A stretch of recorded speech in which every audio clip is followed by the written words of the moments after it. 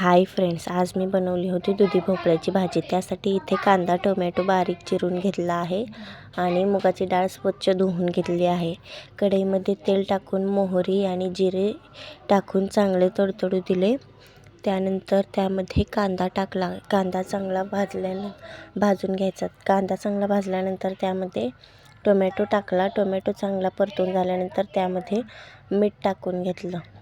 मीठ टाकलं आणि त्यानंतर धना पावडर, जिरा पावडर, गरम मसाला, चटणी, मिरची पावडर टाकून चांगलं फ्राय करून घेतलं। आणि मसाला फ्राय झाल्यानंतर त्यामध्ये बारीक कट केलेला भोपळा टाकला। भोपळा टाकल्यानंतर मुगाची डाळ धुतलेली आणि कोथिंबीर टाकून चांगले मिक्स करून घेतलं। मिक्स करून झाल्यावर 10 ते 15 मिनिटासाठी भाजी वाफेवर शिजवण्यासाठी ठेवली। भाजी शिजून तयार आहे। Bye bye friends.